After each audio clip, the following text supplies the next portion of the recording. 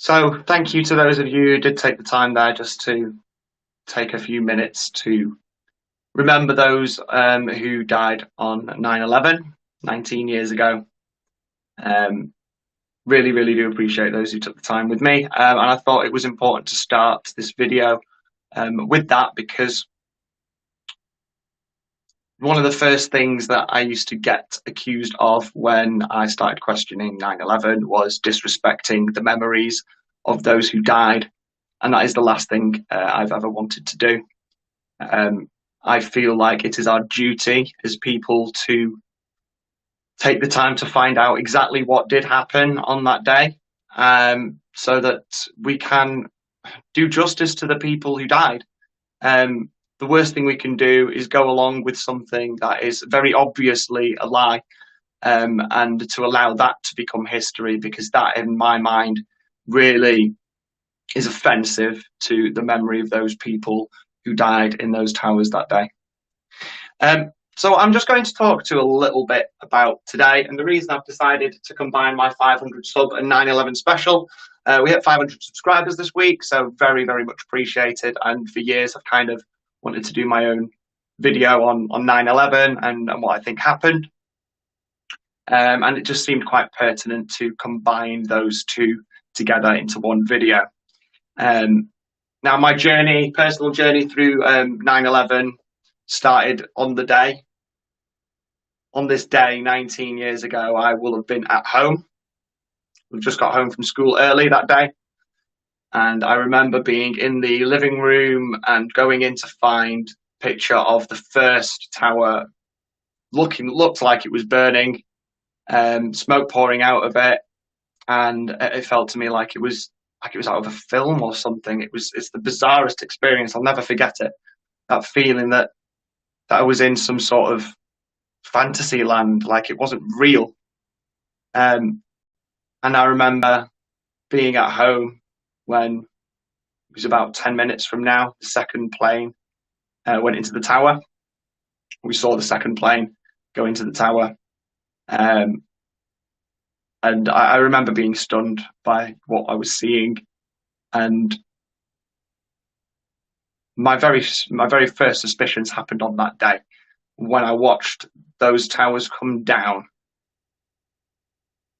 Something inside me told me what I was seeing wasn't right, and that what I was seeing didn't gel with what's supposed to have happened. Something didn't seem right about it, and my initial exclamation was that it looked like a controlled demolition. The way the towers seemed to fall completely into their own footprint. They didn't topple over, they didn't crumble, they didn't slide apart and break piece by piece. The whole building seemed to just come down in one smooth motion at almost free fall speeds. And that initially got my head turning. Now, the first 9/11 documentary I ever watched was one called Loose Change, and that drew my attention to a lot of the interesting things regarding the flights, which is going to be my primary point of discussion today. I've watched lots and lots of other documentaries and read lots of other bits of information around this, followed pilots for 9/11 Truth and architects and engineers for 9/11 Truth. And I've, in later years, followed the work of Dr. Judy Wood and Andrew Johnson of checktheevidence.com. Also the work of Richard Hall, which I'm going to be referencing a little bit today as well, with regards to the analysing of the radar data to determine what the airspeed was of the planes when they impacted the building. So I'm going to start with these two flights, because there's some very interesting things, and one of which I only actually noticed today when I was doing a little bit of reminder research. It's been a long while since I looked into this, since I became aware of what exactly happened. So just things I want to bring into perspective today. I'm only going to be talking about the two planes which impacted the tower. I'm not going to be discussing the Pentagon impact, because I think that is probably the one that is most obviously not what it seems. I can talk about that in more details in another video, but just specifically say I wanted to go through the planes today. And the two flights that impacted on the towers themselves was American Airlines Flight 11 and United Airlines Flight 175. Now, they both left Logan International Airport, and they were both 14 minutes late. Now, initially, that sort of both being 14 minutes late kind of drew a flag to me, but then realizing that they're both going from the same airport, you can easily see how that 14-minute delay will have passed from one passenger, so from one aircraft to the other.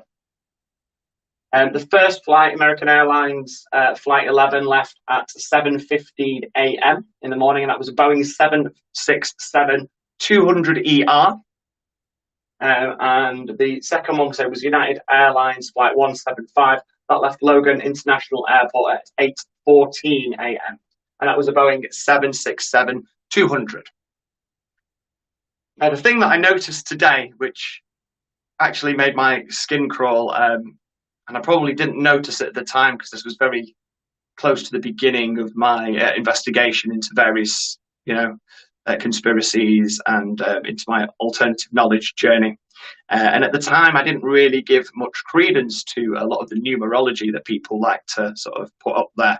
But as I've seen more and more events happen over the years, I've started to become more cognizant of the fact that even if I don't necessarily believe in numerology, that the elites and the parasites quite clearly do, because there always seems to be these number sequences that pop up together and get pushed together all the time in various events.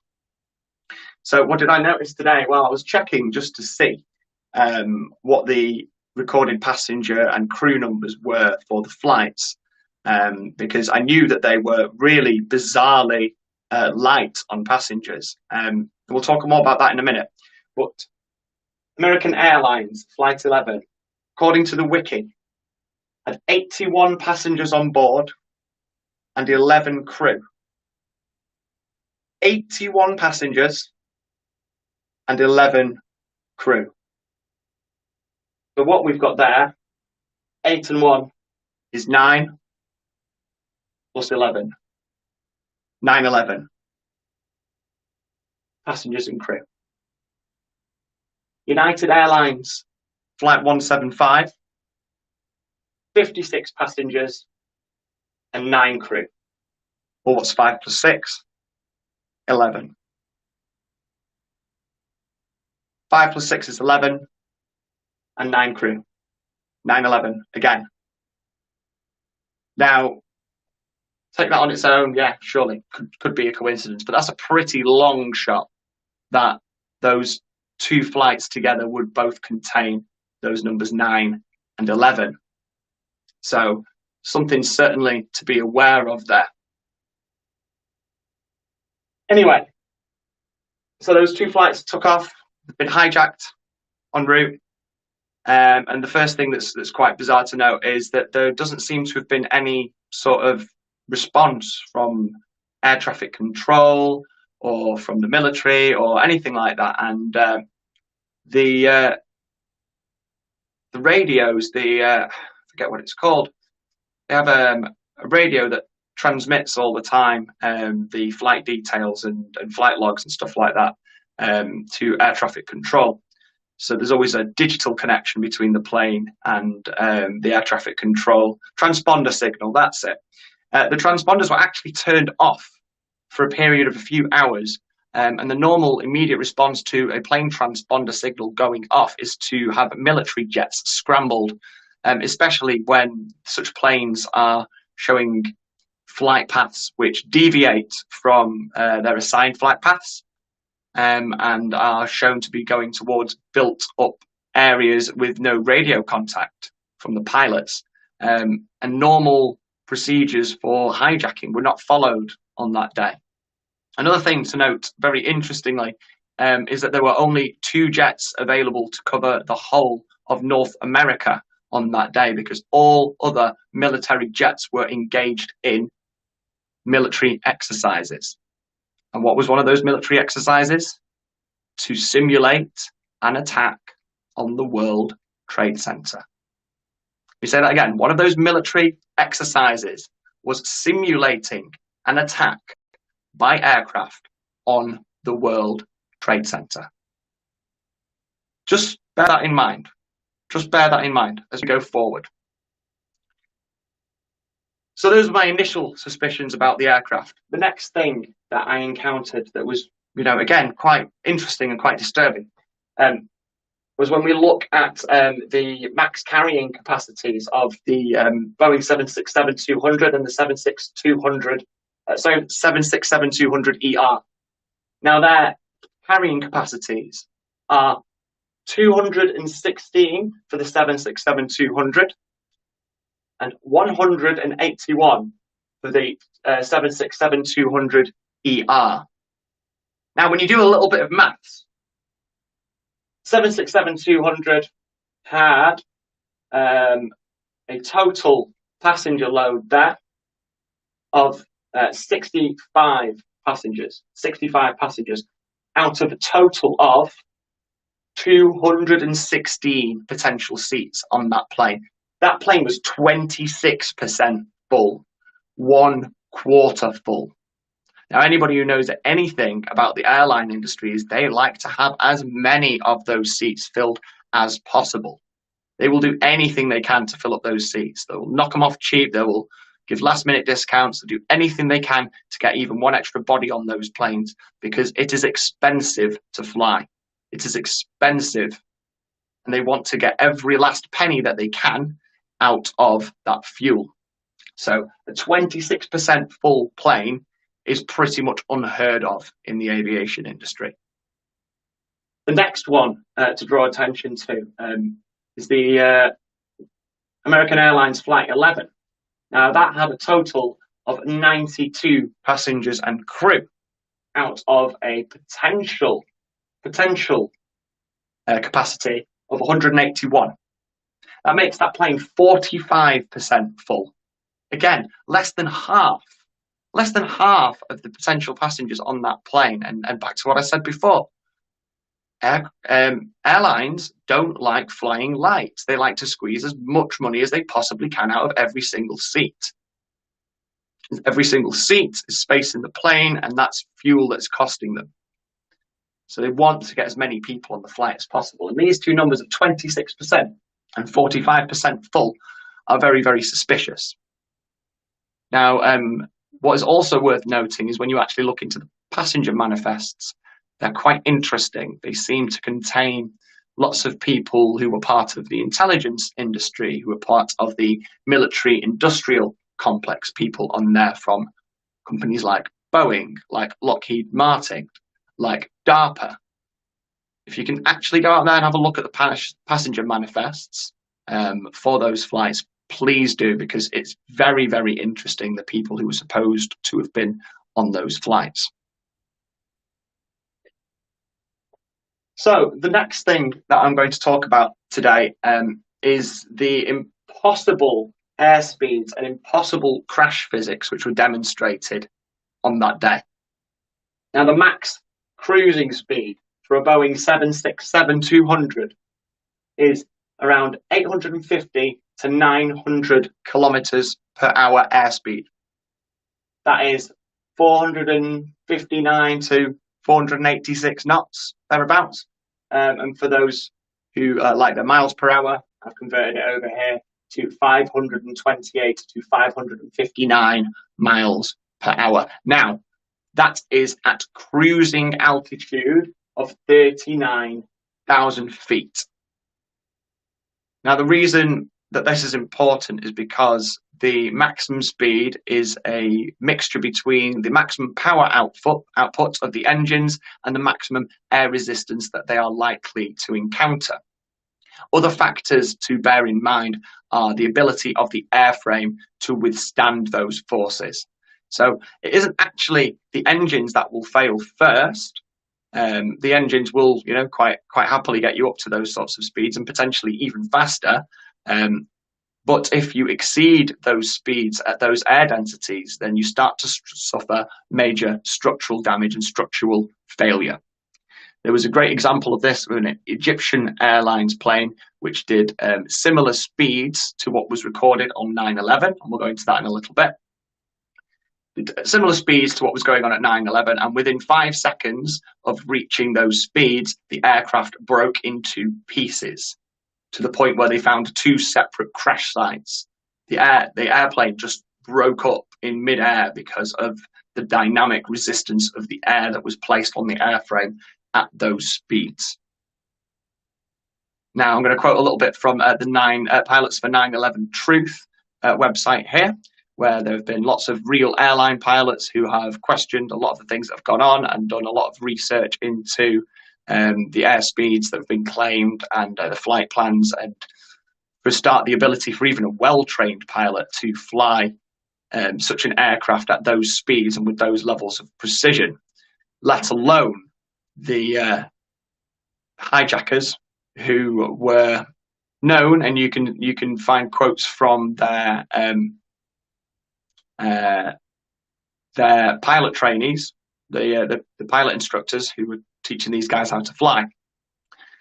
They said these guys could barely control a Cessna, let alone trying to control a 1,000-ton 767. Talking a completely different kettle of fish, and plenty of pilots have gone on record to say that at those sorts of speeds, at those sorts of altitudes, even they, as experienced pilots, would struggle to keep the plane in any sort of stable flight, and that is providing the plane itself didn't break up. So we've got this speed of 528 to 559 miles an hour at 39,000 feet. Now the air pressure, if you look at the air density online, you can find that the air density at 40,000 feet, closest example I could find, and would actually be lower density than what you'd see at 39,000 feet, is 5.9 pounds per foot of air. 5.9 pounds per foot. If you then take that down to a height of 5,000 feet, which is about 3 times higher than the planes were actually flying on that day. The height of the World Trade Center is about 1,800 feet. And they were nowhere near the top, about 2/3 of the way up when they went into the side of the building, around floor 65, I think, something like that. But yeah, they would have been probably flying at more like 1,200 feet rather than 5,000 feet. But even at 5,000 feet, the air pressure is 50.5 pounds per foot. Now that is at least 3 times and a bit more air pressure than you would experience at 40,000 feet. So you can see now how this idea of the planes, which were recorded traveling at about 550 miles per hour, thereabouts, 550 miles per hour. I think the numbers were 430 knots. Yeah, getting close to the maximum cruising speed there, and 500 knots, which is actually greater than the cruising speed of the maximum cruising speed at 39,000 feet. And yet somehow we're supposed to believe that these 2 aircraft flew at a low angle with a fairly shallow dive. And one of them even banked on approach to impacting on the side of the building.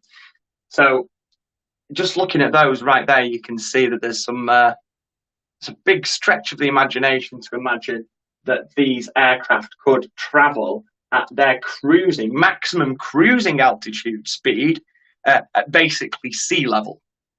Basically sea level. These aircraft should have broken apart in the air, and that's even if the pilot would have been able to control them in the manner that you're seen to be controlled when pushing the outer edges of the operational envelope of these aircraft. So we covered this impossible airspeed as referenced by the pilots for 9/11 Truth. And the last thing I'm going to talk about is the impossible crash physics that we witnessed on that day. If you go back and you watch the footage of these planes impacting the side of a steel reinforced concrete structure, they show no deformation of the body of the aircraft. they don't seem to slow down even in the slightest, and you can't even see that the plane's being damaged as the impact. It just sort of touches the side of the building and just melts into it without any change in velocity, which is nigh on impossible to imagine. And the second thing that we've got to think about with these impossible crash physics is the fact that we're somehow expected to believe that these aluminium plane wings, aircraft grade aluminium, is supposed to have sliced through steel reinforced concrete. And that one kind of stuck in my throat, and I couldn't ever quite get my head around it. Now, the closest anyone ever came to try and prove this to me was a link to an article in Popular Mechanics. Now, this article purported to explain how an aircraft wing could slice through a steel reinforced concrete structure. And what they did in the computer model, because I looked into the parameters of the computer model to see how valid it was. And what they did in order to get this impact damage to be demonstrable in their model was they simplified the structure of the wing to a solid aluminium bar. Let me say that again. They modeled the aircraft wing as a solid aluminium bar of the same mass. Now, that's, very, very simplistic way of doing things, and, an easy way to recognize why this is, the wrong way to do it is to think about having someone shoot an aluminium can at you. Have someone throw it or shoot it at you when it's empty. These aircraft have been up in for a while. A lot of the fuel will have burnt off. So imagine someone throwing an aluminium can at your head, and think about how much that might hurt. Now imagine that same person taking that aluminium can and squashing it completely flat to get rid of all of the air gaps and all the ability for that can to deform, and then lobbing that same can at your head. Now it's been compressed. And I think anybody can argue that they would much rather be hit by the full aluminium can rather than the compressed one. And that is simply because it's going to hurt a damn sight more. The amount of force that is being applied by the compressed aluminium as opposed to the hollow aluminium object is going to be a lot higher. You're going to get a lot higher force from that compressed object. So it's not really a sort of true comparison. And the other way to think about these impossible crash physics is that the physics of the situation does not care whether it is a plane hitting a building or whether it's a building hitting a plane. And you can completely flip the physics around and the equation is exactly the same. So now I want you to imagine launching a piece of steel reinforced concrete at the wing of an aircraft at a speed of about 500 miles per hour. And I want you to imagine what that impact would look like. Can you imagine the wing slicing that piece of concrete clean in two? Because that's what they've told us has happened. And the physics is exactly the same. It doesn't matter whether a plane hits a building, whether a building hits a plane. If you were to drop that building on that plane at the same speed, the plane would be flattened like a pancake. Splat. So the physics there is just blatantly impossible. The crash physics in themselves are blatantly impossible. Now, there's so much more that could be said about the events that occurred on 9/11, 19 years ago. But there is a very, very important book which has come off the back of this, and that is Dr. Judy Wood's book, which is called Where Did the Towers Go? And I think this is probably one of the most important books that was ever written. It is a forensic analysis of the information and the data that was available about that day. And the reason I think you should listen to Dr. Wood regards this is that she is a material scientist. She's a structural engineer. She's done a lot of, her entire specialist is in the stresses, the mechanical stresses placed on structures and the analysis of the deformation of those materials. So her background is absolutely perfect for investigating the structural damage and the potential violations of the laws of physics that we saw on 9/11.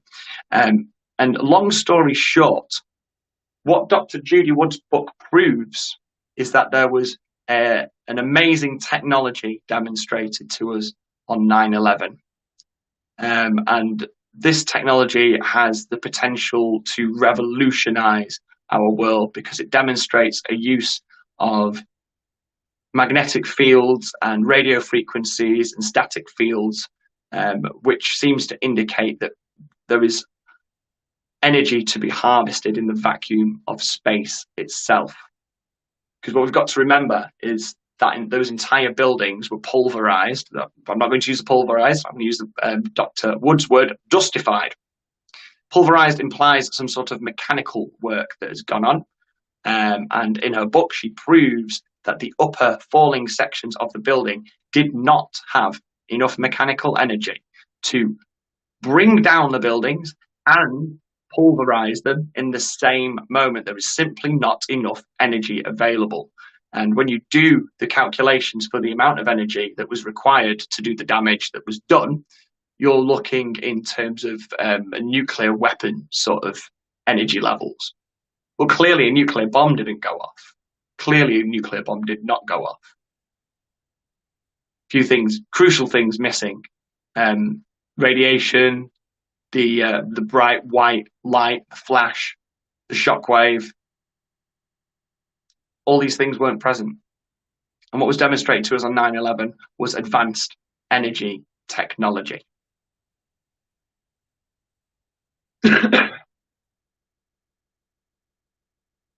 If you've taken time to watch this video today, I very much appreciate it. Your company, thank you very much for tuning in. And if you are one of my 500 subscribers, huge thanks to you. I couldn't do what I'm doing without you guys taking the time to watch it and to share it about. So very, very much appreciated on that. Please go and have a look on YouTube. Look for Irrefutable 9/11. There's a series of, I think it's 6 documentaries which go through the basics of all the questions that are raised in Judy Wood's book. And the stuff that I've covered here doesn't even actually begin to touch anything that Judy Wood has done. Please, it is definitely one of the most comprehensive studies of the 9/11 events that I have encountered in my life. Anyway, I don't have too much more to say, so thank you very much for tuning in, guys. If you want to see more content like this, don't forget to keep locked to the channel. 8 o'clock this evening, UK time, British summertime. I'm going to be dropping my interview with Neil Sanders. 2 hours of lovely chat between the two of us, where we've gone through all the sort of basics of what's going on in the world right now, touched on coronavirus and some of the various entities that we think are having an effect on the way the world works at the moment. So yeah, please get locked to that. If you haven't subscribed to my channel, please subscribe. Look forward to seeing you next time, guys. Stay free, think free, and act free.